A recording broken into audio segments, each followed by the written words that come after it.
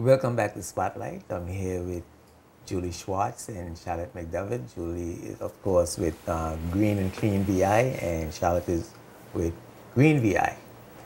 And we're gonna have a good conversation. Welcome to the Spotlight. Thank you. Thank you for having us. Good to see you again. And nice to be And here. this is the first time for you, Julie. Yes, it is. We're gonna have a good time because we're gonna be talking about something that's really important, recycling. And we know, and I'm sure you could give me a long history of the challenges that we're having in the Virgin Islands with the incinerator, with Packwood Pond dump site, and all the waste that is being accumulated, and with no end in sight. And you've been here now for how long?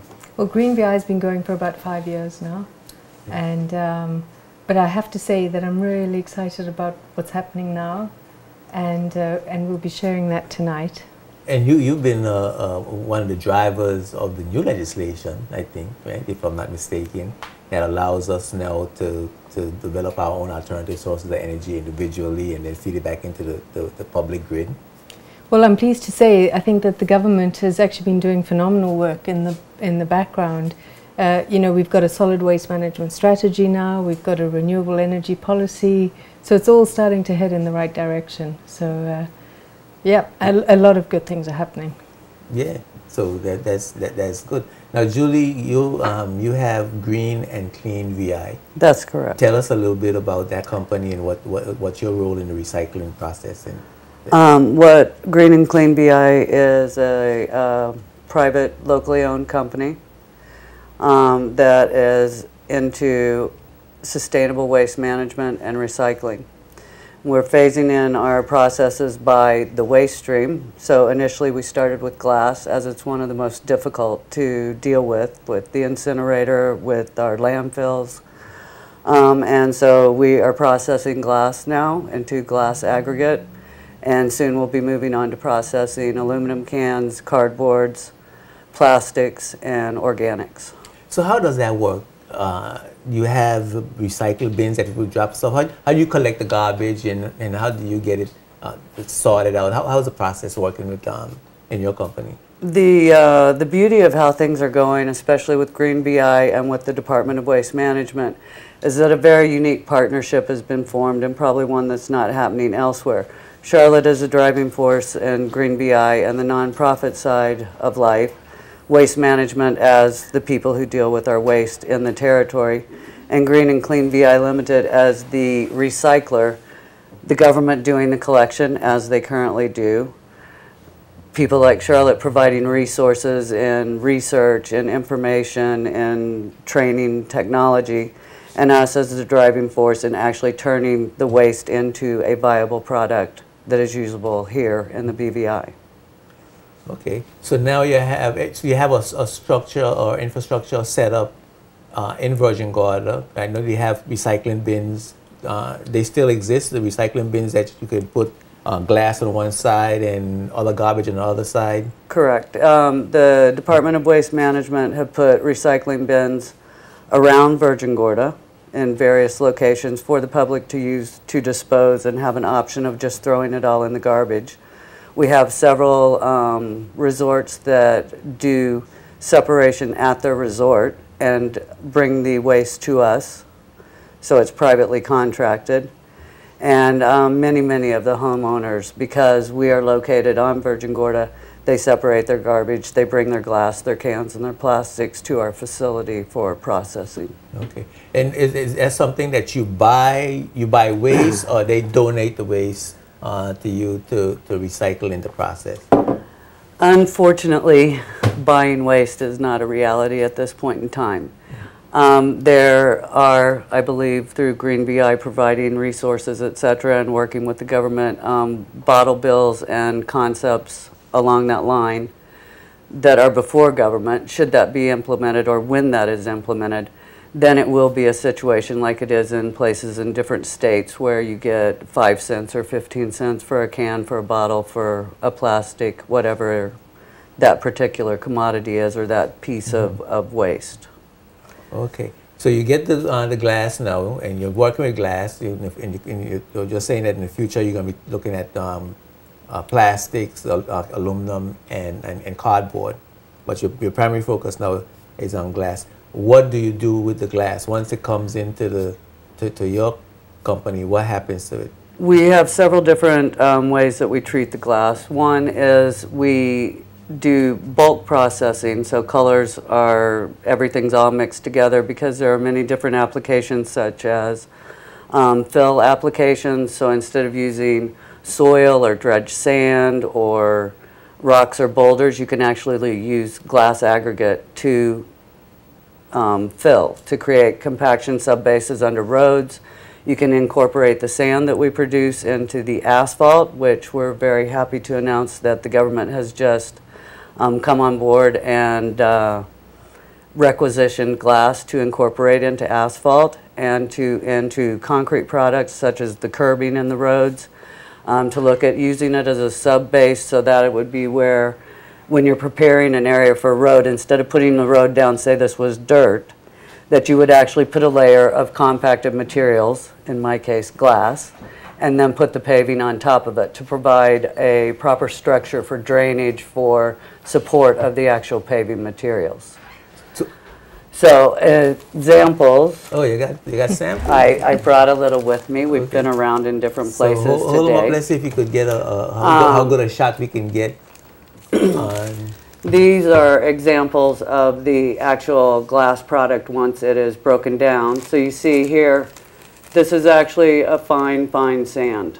Yeah, and that's all glass. This it is looks all like sand, glass. but it's all this glass. Is just glass. Okay. Here you're replacing it or crushing it into a larger aggregate size, like a pea gravel or different assorted sizes. And you see it's done by color. So you want to do your bar top or your floor. You've got colored aggregate that you can put in concrete and expose. Yeah. Okay. Oh, that's pretty. So you create this, and this actually could become a countertop. Exactly. There's a company in Virgin Gorda, Green Creek BVI, and Akeem Leonard. He is doing this in many different places. He's done a lot of kitchens in Virgin Gorda.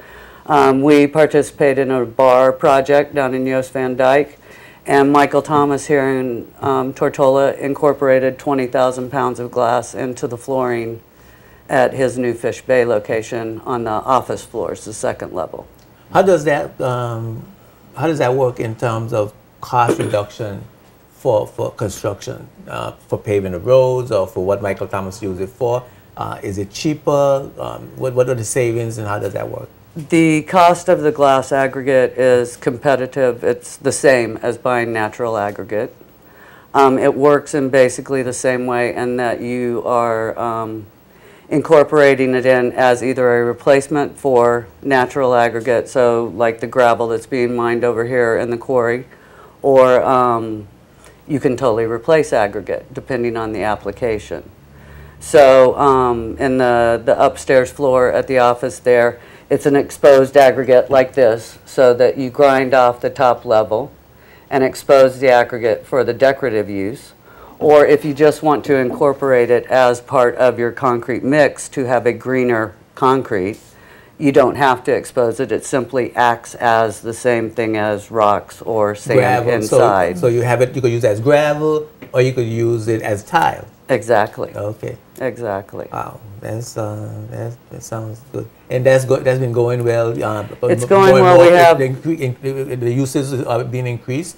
More people looking at it, and also looking at different applications. Like at Nutmeg Design, they have done the garden in front of the store with the glass, using it as a ground cover and a replacement for mulch that you can actually do color and design. You can have a Heineken River running through your garden, you know. So there are many, many different applications, and from making glasses on the table to putting it in concrete to coloring your garden. We got to bring some pictures next time you come back. Definitely. To show all the various results of some of the processes that you've done over the time you've been around. I would be glad to do so. Yeah. And of course, speaking of glasses, let's not forget Charlotte. Yeah, right? I have some. Yeah, these glasses are Heineken, actually Heineken beer bottles. Well, these aren't Heineken. These were probably Carob or, Okay. you know, maybe some Heineken. clear glass. Oh, that's yeah. Heineken? Here's Heineken. Yeah. Okay. Here's clear glass. But certainly recycled old bottles. They were old clear bottles, and then we mixed a bit of colour in. And this was done at our studio in King Garden Bay by our artists there. And so where we're at with the studio is we've closed down in King Garden Bay for numerous reasons. One of them being that we just physically ran out of space. It was too small. It didn't work anymore, that space. We'd been there for 4 years. And what we really want to do now, you know, we did the biofuel conversion where we were running off of used vegetable oil. And we were using about 3 gallons an hour of used vegetable oil to run one piece of equipment. But the space was just too small now. So we decided to close King Garden Bay down and look for a new home. And we found one on Virgin Gorda, and we were supposed to be hot this season already, but negotiations fell through. So now we're actually looking for a new site. Well, we've identified a new site, and we'll only be hot for the next season, 16-17. But it's a resort, and what we're aiming to do is use the resort's sewage and food waste, because we really want to show how those waste streams can also become a fuel, an energy source. So we're collaborating with the studio in Mexico. They're using, you know, sewage, food waste, and also sargassum. They're testing sargassum in their system. So we want to set up a lab to see what the bacteria here do, because anaerobic digestion, so it's in vessel, which means that it's inside a container, so there's no odors. It's all, and then it's a natural system of decomposition. It's bacteria that eat these waste streams. And they release methane when they are doing this. You tap that methane and it will run our furnace. So we're taking something that is really energy intensive and taking it off fossil fuels and running it off waste streams. So you're using cooking oil. Use cooking oil. And then you're using the methane that comes off of the waste that you accumulate in the site. We use, for our packaging, we use old material. So, you know, our packaging isn't imported. It's all made by people here from old material that's thrown away or would be thrown away. We use old boxes, old newspapers, all of that. We use old bottles to make our art. So what we're trying to demonstrate on a smaller scale what Julie wants to present on a larger scale. And obviously we're going to support the recyclers to do this. But that concept that waste must equal food, and that so we can take almost 80% of the resort's waste and use it as pure raw material input, just like the natural systems do, and make things from it. Wow. Now so the glass studio is going to go to Virgin Gorda, and what's your future plans for yourself and for the glass studio? How you plan to develop so for myself, my family and I have to relocate, but you know, I'm not ready to leave the BVI. I'm really not. And there's certain projects that I really want to see. So I'll be coming back and forth, God willing and funding willing, and to get a few things in place and mentor some people here to do things. So my family and I'll be leaving fairly soon. Okay. But how far are you going? Can you tell? Well, we're going off to Canada way. Oh, okay. To the colder climates. Oh. But like I say, I'll still be here. I'll be working remotely, and I'll be coming back and forth. With technology now, you don't you have can to do be, these things. You can work you from can anywhere. do these things. Yeah, you can work and we're from going to anywhere. spend a lot of this year, because we've spent a lot of time doing our strategic plan for the next 3 years. So this year is really going to be about fundraising and getting things in place. But because I think the anaerobic digestion is a key for these islands, how to manage sewage, how to manage the organic waste, which is almost 50% of the waste stream here that's going to landfill, and sargassum. It's a model that can really be beneficial to these islands and to other remote areas. So, and also the work that Julie's doing, where she's taking something that's a problem. Glass waste is about 15% of the waste stream, and what she's doing is taking it and making it into aggregate that either needs to be quarried or imported, because all that glass is sand. So all she's doing is taking it back to sand and putting it into use again.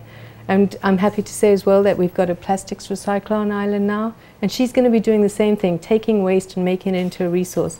She's going to be taking the plastics 1 to 7. This is new technology that's just come out because you haven't been able to do this before.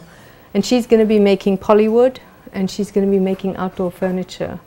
So I am quite excited It is exciting. about, you know, because I don't know of another place where, because a lot of places have got, especially in the first world, they've got recycling systems, but that's because they have the markets close by and they can do that. We don't have that, and we don't have the, for us we have too low volumes and it's too expensive to ship the things. So what we're doing is we're doing, it's new ground. We're taking the stuff and we're creating a resource here from it, and I'm really excited about that. And see how it works. Now you're planning to create a ecological park. An eco-industrial park for Virgin Gorda, yes. Eco means ecological. Yes. Okay, eco park, eco-industrial park. What does that? Well, what does that entail? What's involved in that, and what is it going to do? Well, maybe. So an eco-industrial park is proving that system that waste equals food. So it's going to be up at the landfill on Virgin Gorda, and it's going to take the waste and make it food for other systems. So for products, for jobs, for things here in the BVI, or in Virgin Gorda initially, because we want to test Virgin Gorda first because it's a smaller system and already so much has been done there. Test it and see what works, and then bring it to the other islands. But it really what it means is following what nature does, mimicking what nature does. Okay, well you have to still tell me what that means. So you know, the landfill where everybody dumps their garbage in Virgin Gorda, you're setting up on that site. Just above it. So that's Julie, the goal. Yeah, so that's the goal. So Julie will tell you more about it, but she's developed a plan for how the space just above the landfill can be used, where we take, so instead of sending all the waste to the landfill to be dumped, it gets diverted into all these other little pockets, and it becomes a resource and becomes products. Okay, so the glass will be over here, the cardboard will be over here. No. No. Okay, Julie, tell me what I'm doing. So the practice is already established that the waste goes to the dump. So we don't need to change everything about the way we handle it. So we still take it to the same area that used to be a dump, but now it'll be the eco-industrial park. The eco-industrial park is the home of the MRF facility, which is a materials reclamation facility, and that is where the recycling happens. That was where the glass is processed. That is where the plastics are processed. That is where the cans are processed, the aluminum cans. And that is all the items that are plastic to go back into furniture, glass to go into applications for glass aggregate, aluminum cans, and cardboard to be shipped off island to actually be recycled into the same packaging. Above that area, we want to have a community garden and composting.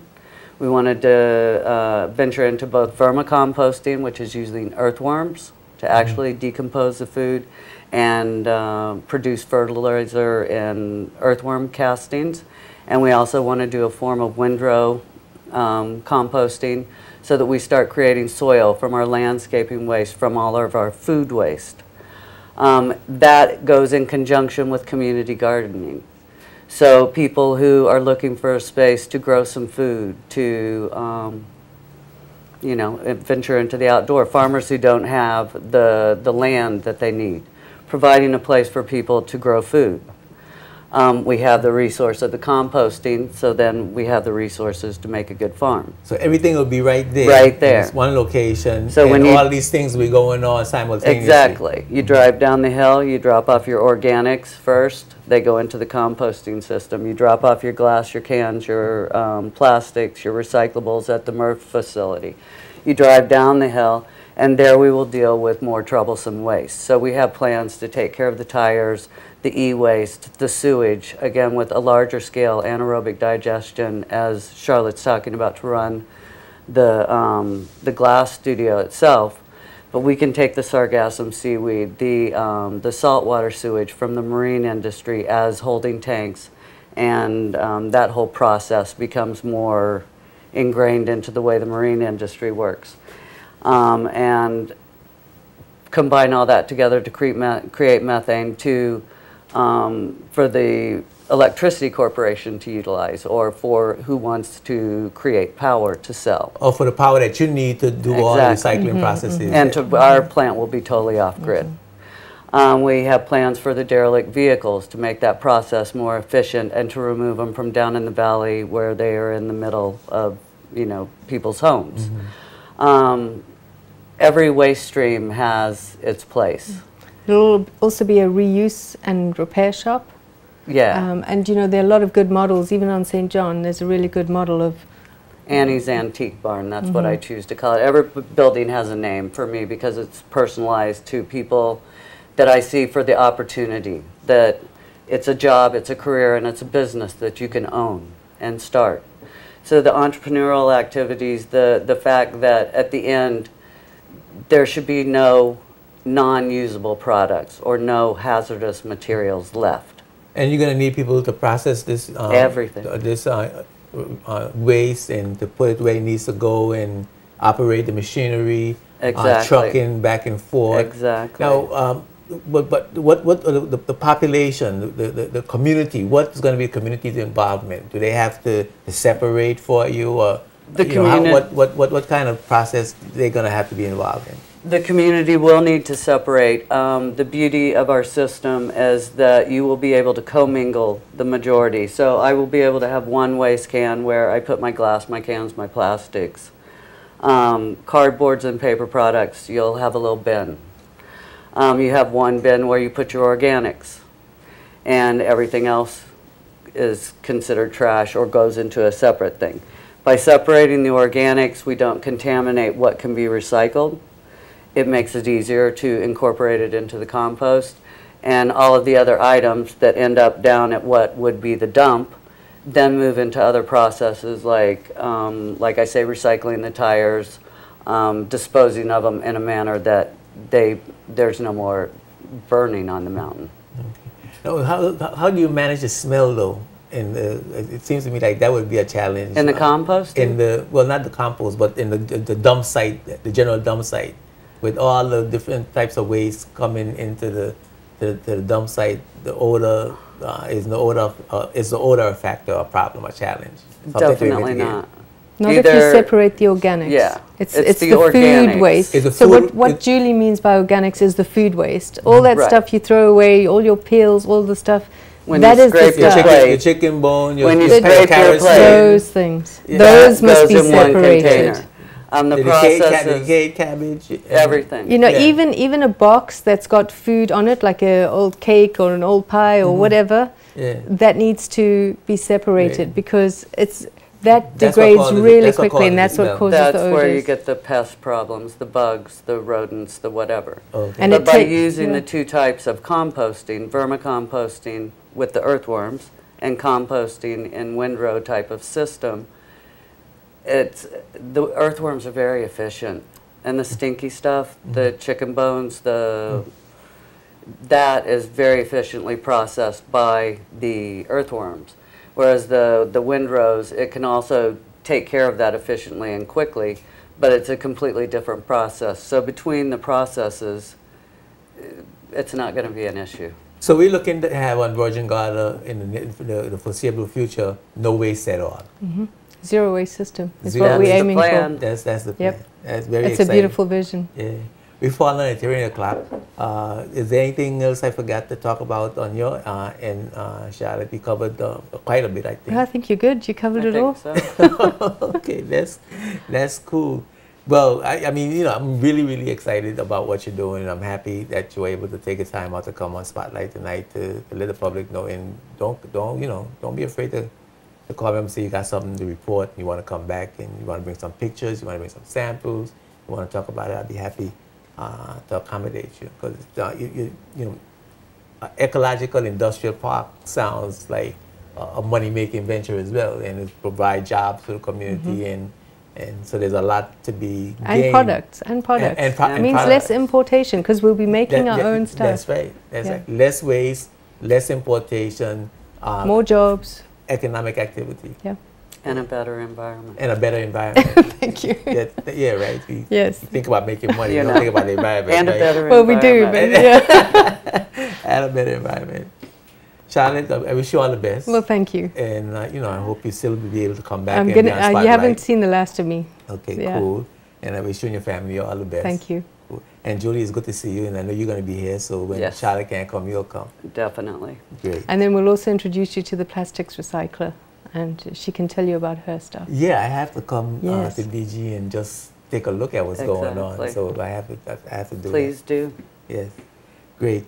Well, thank you for having us. It was a real pleasure. Thank you. We're going to take a break for word from our sponsor. When we come back, we're going to come back with Miss Helen Frett and Dr. Charles McWheatley. We're going to be talking about the upcoming health fair, men's health fair, as well as the celebration of the Red Cross 60th anniversary, 60 years of Red Cross service in the BVI. That's quite an achievement. Keep it locked ahead to Spotlight. We'll be right back after these words from our sponsors. Spotlight is brought to you by Tortola Concrete Limited, the National Bank of the Virgin Islands, and CCT Global Communications.